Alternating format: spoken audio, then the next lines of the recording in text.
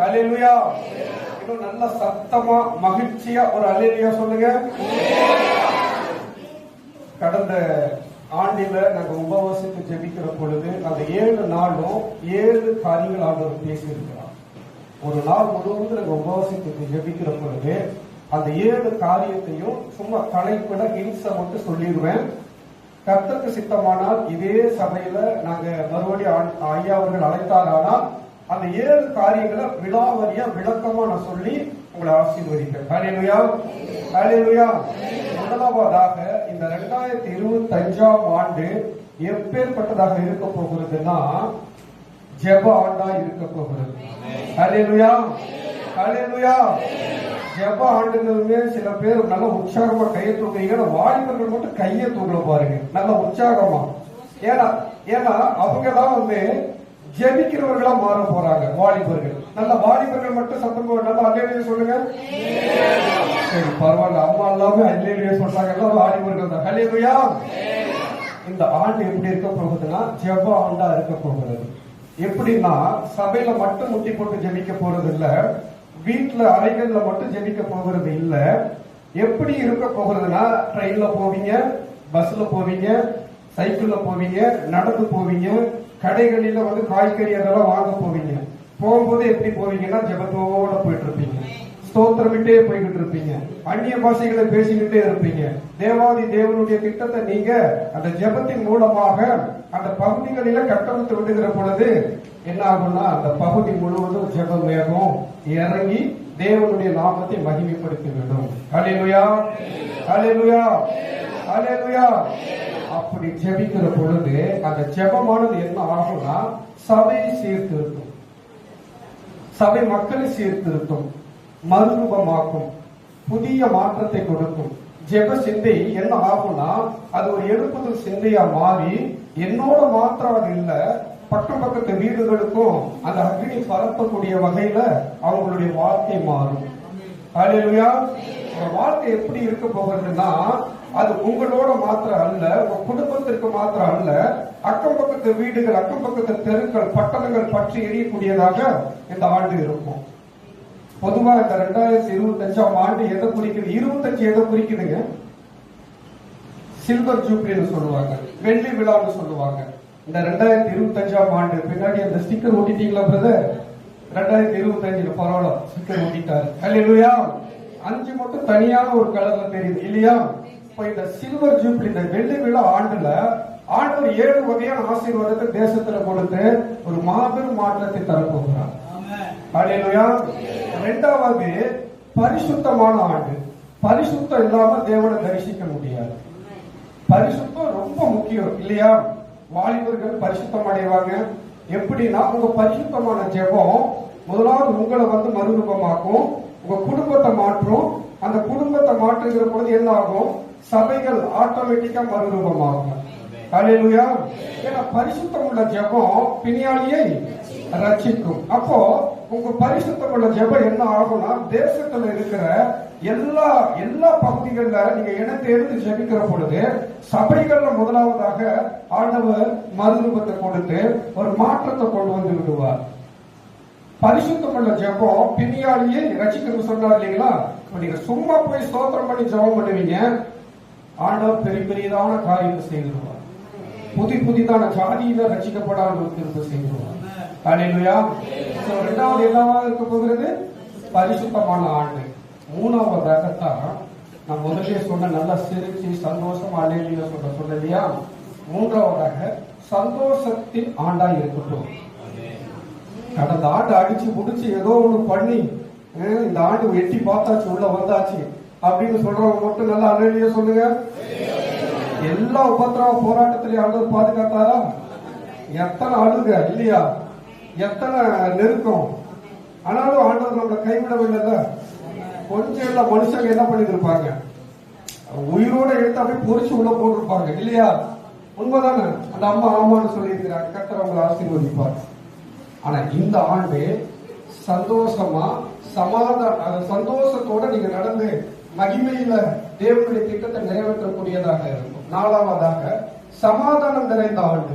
ஹல்லேலூயா. சமாதானம் நிறைந்த, இது ஒவ்வொன்றுக்கும் ஒரு வசனம் இருக்கு, ஆனா சொல்ல டைம் இல்ல.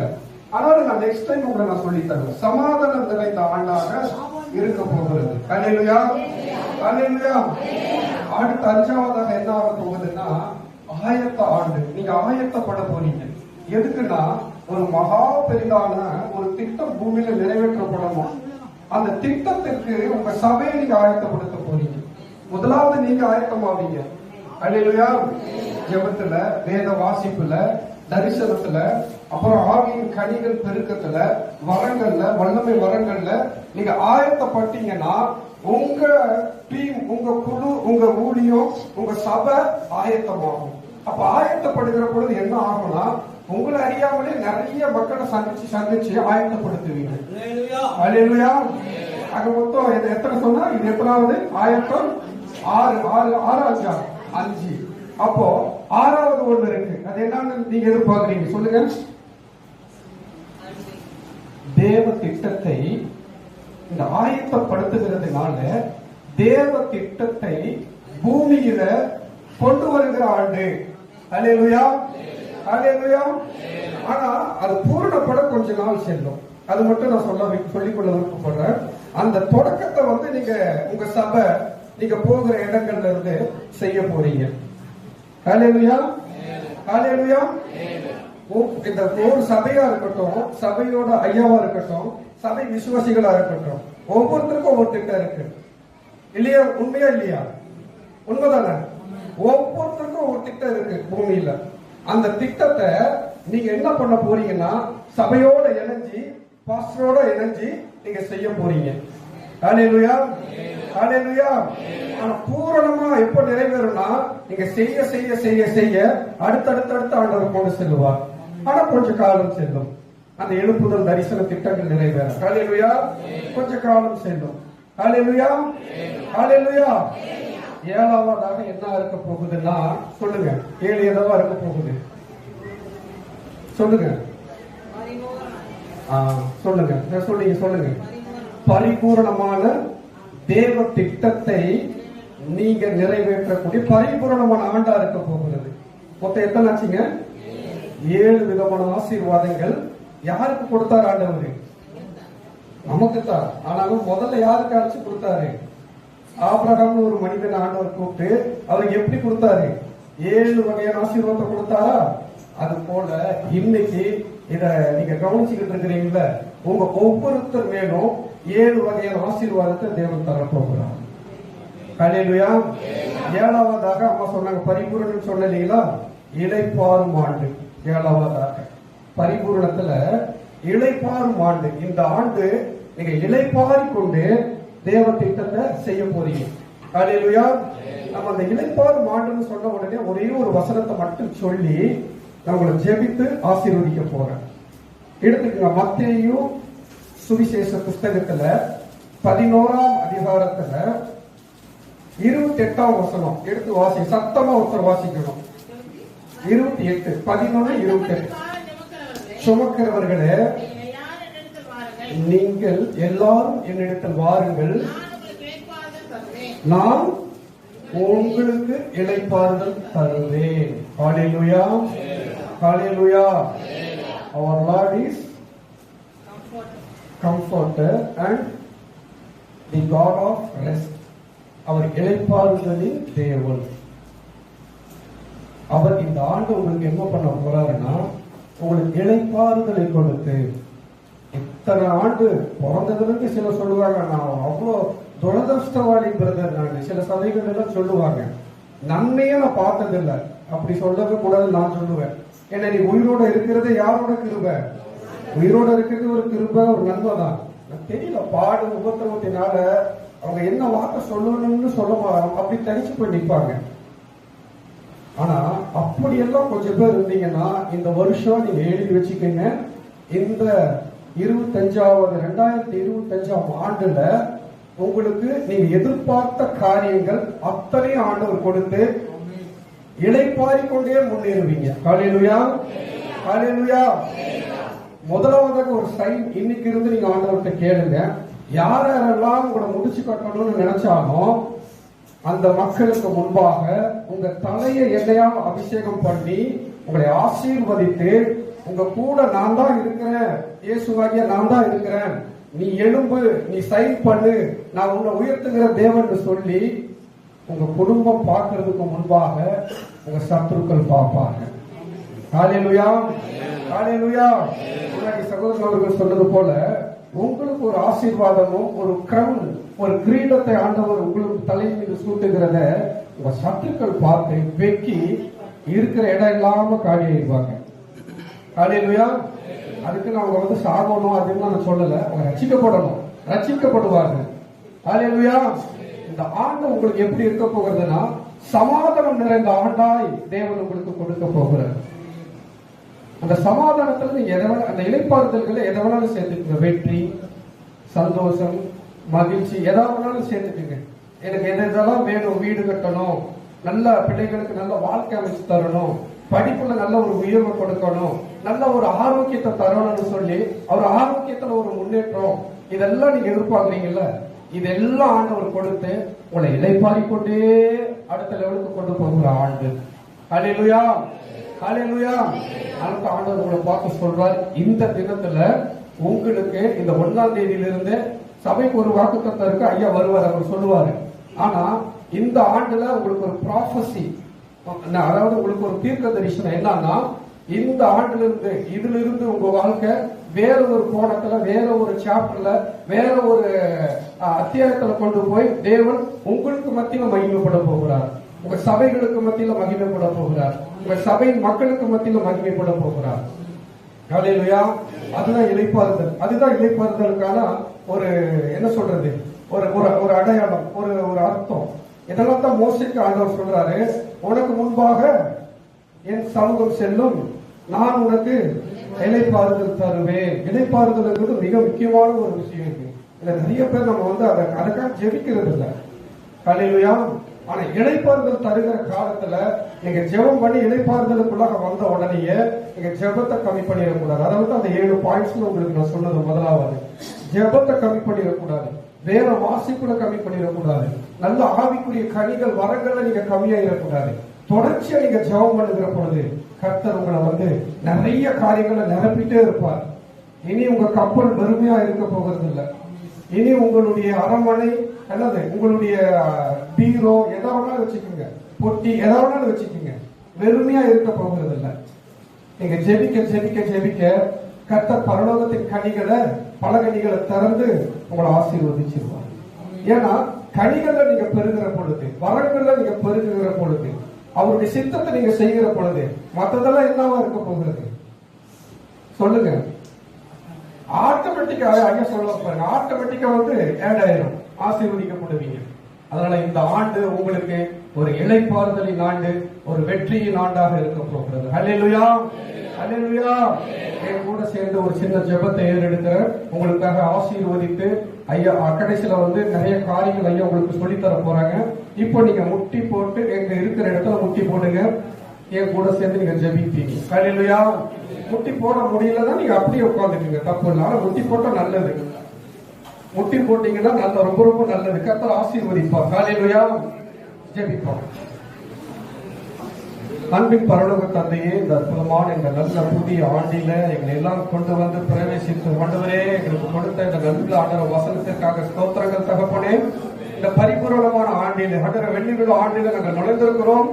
இந்த நாளில் ஆண்டவரே எங்களுக்காய் நியமித்த அந்த ஓட்டத்தில் ஆண்டவரே நீர் எங்களுக்காய் நியமித்த அந்த ஆசீர்வாதங்கள், வாக்குத்தத்தங்கள், எல்லா தரிசனங்களும் நிறைவேற போகிற ஆண்டாளாய் நீர் மாற்றி தருவீராக தகப்பனே. இந்த நாளிலிருந்து ஆண்டவரே நாங்கள் அடுத்த கோணத்துல, அடுத்த ஒரு எல்லைக்குள்ளாக நாங்கள் போக, எங்க வாழ்க்கையில் ஆண்டவரே நாங்கள் சந்தித்த ஆசீர்வாதத்தை காட்டிலும் 1000 மடங்கு ஆசீர்வாதம் நாங்கள் காணலை திரும்ப செய்வீராக. ஆண்டவரே உலகங்கள் படிட்டு இருக்கிற நம்முடைய சபையை கண்ணோக்கி பாருங்கள். பரலோகத்திலிருந்து கண்ணோக்கி பார்த்து கொண்டு இருக்கிறேன் ஐயா. நன்றி அப்பா. அவர்களுடைய உள்ளத்தில் இருக்கிற பாரங்கள் ஆண்டவரே எல்லாவற்றையும் நீக்கி போட்டு இந்த ஆண்டு ஒரு சமாதானம் நிறைந்த ஒரு இளைப்பாறுதலின் ஆண்டாய் நிர்மாற்றி ஆசீர்வதிக்கிறார்.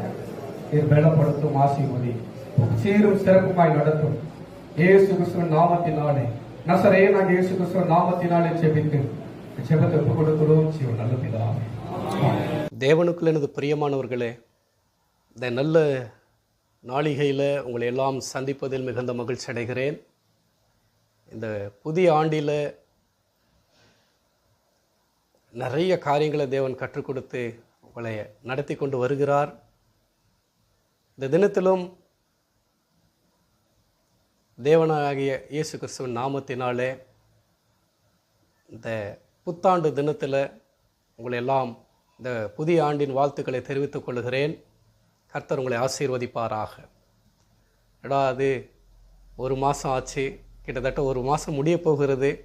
இப்போ பிரதர் இந்த வீடியோவில் புத்தாண்டு வாழ்த்துக்கள் சொல்கிறாருன்னு நீங்கள் நினைக்காதீங்க. இதுக்கு முன்னாடி நீங்கள் பார்த்த அந்த வீடியோவில் நீங்கள் நிறைய காரியங்களை கேட்டிருப்பீங்க. கிட்டத்தட்ட ஒரு 7 வகையான காரியங்கள் ஆண்டவர் எங்களுக்கு கடந்த ஆண்டில் டிசம்பரில் அந்த 7 தினங்கள், கடைசி 7 தினங்கள் நாங்கள் உபவாசத்தை ஜெபிக்கிற பொழுது காண்பித்த அந்த காரியங்களை நீங்கள் மிக சுருக்கமாக அந்த வீடியோவில் பார்த்துருப்பீங்க. கிட்டத்தட்ட அந்த சபையில் அந்த புத்தாண்டு தினத்தில் 2 மணி நேரம் நாங்கள் அந்த செய்தியை கொடுத்தோம், தேவ செய்தியை கொடுத்தோம். அந்த 2 மணி நேர செய்தியை தான் நாங்கள் எடிட் பண்ணி சுருக்கமாக ஒரு 14 நிமிஷமாக உங்களுக்கு கொடுத்துருக்குறோம். அதை நீங்கள் பார்த்துருப்பீங்க. நிறைய பேர் நாங்கள் ஊழிய பாதையில் சில இடங்களுக்கு போகும் பொழுது அந்த செய்தியை நீங்கள் விரிவாக கொடுத்தா எங்களுக்கு நலமாக இருக்குன்னு சொன்னதுனால அதே செய்தியை நாங்கள் அநேக சபைகளில் சொல்லுகிற பொழுது அவங்க கண்ணோக்கமாக இருந்து குறிப்பு எழுதி கொண்டு அவங்க ஆசீர்வதிக்கப்பட்டதை நாங்கள் பார்த்து கொண்டு வருகிறோம். இந்த நாட்களில் இந்த தேசங்களில் கர்த்தர் எளியவர்களான எங்களை தெரிந்து கொண்டு இந்த தமிழ் ஜனங்களுக்கு மத்தியில், இந்திய தேசத்தின் ஜனங்களுக்கு மத்தியில் வெறும் ஒரு மறுரூபத்தை செய்து கொடுத்து கொண்டிருக்கிறார். அதுக்கு உங்களுடைய ஜெபங்கள் தான் காரணம். தொடர்ச்சியாக இந்த இயேசு ரட்சிக்கிறார் எழுப்புதல் ஊழியங்களுக்காக ஜெபித்து கொள்ளுங்கள். தேவன் உங்களை ஆசீர்வதிப்பார். இப்பொழுதும் இந்த நாட்களில் இந்த வீடியோவில் நீங்கள் பார்த்தது போல் ஒரு இளைப்பாறுதலின் ஆண்டுகளுக்குள்ளாக நீங்கள் வந்திருக்கிறீங்க. கடந்த ஆண்டில் எத்தனையோ சோக துக்கங்களை நீங்கள் பார்த்து இருக்கக்கூடும், எத்தனையோ நெருக்கங்களை நீங்கள் பார்த்துருக்கக்கூடும். எல்லாவற்றிலிருந்து தேவன் உங்களை பாதுகாத்திருக்கிறாரே, உங்களை ஆசீர்வதித்திருக்கிறாரே. அல்லேலூயா. இந்த புதிய ஆண்டிலும் இந்த ஜனவரி கிட்டத்தட்ட இந்த ஜனவரியினுடைய இறுதி தருணத்தில் நம்ம வந்திருக்கிறோம், முடிய போகிறது. ஒரு 11 மாதங்களும் உங்களை ஆண்டவர் இளைப்பாரி கொண்டு ஆசீர்வதிப்பார். எங்கள் ஊழியத்தில், எங்கள் குடும்பத்தில் நாங்கள் ஒரு நல்ல ஒரு இளைப்பாறுதலை பார்த்து கொண்டு வருகிறோம். இளைப்பாறுதலில் என்னங்க, நம்ம சும்மா அந்த கைத்து கட்டில் போட்டுட்டு தலையணை தலைக்கு கொடுத்துட்டு மதியானம் நல்ல ஒரு சாப்பாடை சாப்பிட்டுட்டு அப்படியே நம்ம கட்டில் கால் நீட்டிட்டு விட்டத்தை பார்த்துட்டு கொட்டாவி விட்டுட்டு தூங்கிட்டு இருக்கிறது ஒரு இளைப்பாறுதல் கிடையாது. நல்லது, அது ஒரு நல்ல வகையான ஒரு இளைப்பாறுதல் தான். ஊழியத்தில் டே அண்ட் நைட், அது எங்களை போல் டே அண்ட் நைட்டு ட்ராவல் பண்ணக்கூடிய ஆட்கள் ஒரு கொஞ்சம் நேரம் இளைப்பாறுகிறதுக்கு ஒரு நல்ல ஒரு தருணம் இருக்கிறது. அது ஒரு நல்ல இளைப்பாறுதல். ஆனால் மெய்யான இளைப்பாறுதல் என்பது என்னன்னா வேத வாசிப்பு. நல்ல ஒரு நாளைக்கு காலையில் புதிய ஏற்பாட்டில் ஒரு 2 அதிகாரம், நைட்டு தூங்கும் போது பழைய ஏற்பாட்டில் ஒரு 4 அதிகாரம், நல்ல அனுதினமும் சங்கீதத்தில் ஒரு அதிகாரம், நீதிமொழிகள் 31 அதிகாரங்கள் இருக்கிறது. ஒரு நாளைக்கு ஒரு அதிகாரம் நீங்கள் படித்தாலும் அந்த நீதிமொழிகள் நம்மளை செம்மையான வழியில் நடத்தக்கூடும், தேவ ஆலோசனை பெற்று நடத்தக்கூடும். கடந்த ஆண்டுகளில் எங்களுக்கு ஆண்டவர் கற்றுக் கொடுத்த பெரிய பாடம் என்னன்னா, எங்களுக்கு தேவ ஆலோசனையின்படி நடக்க தேவன் கிருபை செய்தார். மனித ஆலோசனை அதுக்கு தேவையில்லைன்னு நான் சொல்ல வரேன், நல்லது தான். ஆனால் அந்த ஆலோசனை எப்படி இருக்கணும்னா வசனத்தின்படி உங்களுக்கு சமாதானம் அளிக்கக்கூடியதாக இருந்தால் அதை ஏற்றுக்கொண்டு தொடர்ச்சியாக தேவனுடைய பாதையில் நீங்கள் நடக்கிற பொழுது கர்த்தர் உங்களை ஆசீர்வதிப்பார், உங்களை வாழாக்காமல் தலையாக்குவார். அல்லேலூயா. இந்த தினத்திலும் இந்த இளைப்பாறுதலின் நாட்களில் நமக்கு ஆண்டவர் இளைப்பாறுதல் கொடுத்துட்டார், ஆசீர்வாதத்தை கொடுத்துட்டார். குடும்பம் கட்டப்பட்டாயிற்று, வீடு கட்டப்பட்டாயிற்று, சபை கட்டப்பட்டாயிற்று. ஊழியத்தில் இன்னும் நல்ல ஆசீர்வாதங்கள் எல்லாம் இருக்குதுன்னு சொல்லி நீங்கள் இருந்துடக்கூடாது. இன்னும் ஜெபம், இளைப்பாறுதலின் நாட்களில் தான் நீங்கள் நல்லா ஜெபிக்கணும். இளைப்பாறுதலின் நாட்களில் தான் இன்னும் நல்லா வைராக்கியம் உடையவர்களாக எழும்பணும். இளைப்பாறுதலின் நாட்களில் தான் இன்னும் நீங்கள் பலம் கொண்டு எழும்பணும். அல்லேலூயா. தேவன் உங்களுக்கு இளைப்பாறுதல் கொடுத்த அதே தருணத்தில் இளைப்பாறுதல் நாட்களில் பிசாசும் சில யூகங்களை வகுத்து உங்களை விழத்தள்ளுகிறதற்கு இடம் கொடுத்துடக்கூடாது.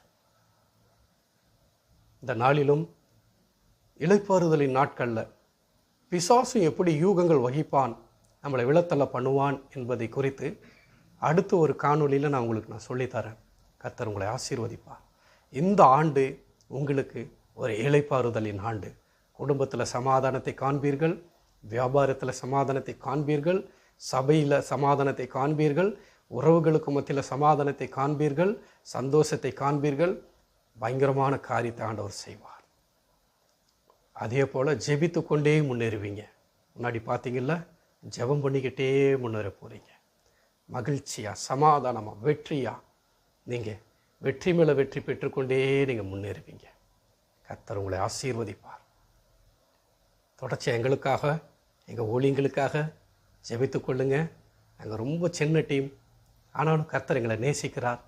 கர்த்தரோ எங்களோட பராக்கிரமசாலியாக நிற்கிறார். எங்களை கடந்த ஆண்டுகளில் எத்தனையோ ஊழியர்கள் எங்களுக்கு விரோதமாக எழும்பி மறைமுகமாக உபவாசம் போட்டு ஜெபம் பண்ணி எங்களை விழத்தள்ளணுன்ட்டு எவ்வளோ பிரயாசப்பட்டான். என்ன பண்ணுறது? பிசாசுக்கு எழும்பி நிற்கிறவனை கண்டா பிடிக்காது, ஓடுகிறவனை கண்டா பிடிக்காது. தேவனுக்காக வைராக்கியமாக நிற்கிறவங்கள பார்த்தா பிடிக்காது. சிலருக்கு அவங்களுக்கு கீழே, ஏன்னா இந்த இளைப்பாறுதலின் நாட்கள் உங்களுக்கு நான் சொல்கிறேன் பாருங்கள், அவங்களுக்கு கீழே கூஜா தூக்குறதுக்கு, எடுபுடி வேலை செய்கிறதுக்கு அடிமையாக வந்துடணும்னு வரலையேன்னு சொல்லி ஒரு எரிச்சல். நம்மளை என்ன கூஜா தூக்குறதுக்காக கூப்பிட்டாரு, அடிமை பண்ணுறதுக்காக கூப்பிட்டாரு, கூட்டி பெருக்கிறதுக்காக கூப்பிட்டாரு, தேவன் வல்லமையான காரியங்களுக்காக கூப்பிட்டார். எனக்கு அருமையானவர்களே, தேவன் உங்களோட பேசின அந்த திட்டத்துக்கு மாறாக யார் கூப்பிட்டாலும் போகாதீங்க. அடிமையாக கூப்பிட்டாங்களா, தூக்கி எவ்வளோ பெரிய ஆளாக இருந்தாலும் கெட்டாசுங்க, ஆண்டவரே உம்முடைய சித்தத்தை நான் செய்கிறேன். சாமுவேல் அந்த நாட்களில் அப்படி தான் இருந்தான். சின்ன வயசு, ஆண்டவருக்கு வைராக்கியமாக நின்னார். மனுஷங்களை பார்க்கல, வைராக்கியம்தான் அவனை பெரியவன் ஆக்கிச்சு. சாமுவேலுடைய வாழ்க்கையில் பாருங்கள், ஒரு இளைப்பாறுதலை கொடுத்து கர்த்தர் அவனுக்கு சொன்ன அத்தனை காரியத்தையும் நிறைவேற்றினார். இன்னைக்கு உங்களுடைய வாழ்க்கையில் அவங்க கூப்பிட்றாங்க, இவங்க கூப்பிட்றாங்க, யாருக்கும் லெட்ரு போடாதீங்க. நீங்கள் லெட்ரு போட வேண்டிய ஒரே இடம் பரலோகம். எங்கள் வாழ்க்கையில் சிலருக்கு நாங்கள் லெட்ரு போட்டு மாட்டிட்டோம். அவங்க நம்மளை அடிமைத்தனத்தின் நுகத்திற்கு கூப்பிடுகிறத அறிந்து கொண்ட உடனேயே ஆண்டவர் இங்கே பேசிட்டார். மகனே, நீ ஏன் சத்தத்திற்கு செவிசாய், ஏன் ஆலோசனையின்படி நட, நான் தானே உனக்கு திட்டத்தை கொடுத்துருக்கிறேன், நான் தானே, நீ வா. அங்கில்லாட்டி பரவாயில்ல, உன்னை வேறொரு விதத்தில் நான் வல்லமையாக பயன்படுத்துவேன்.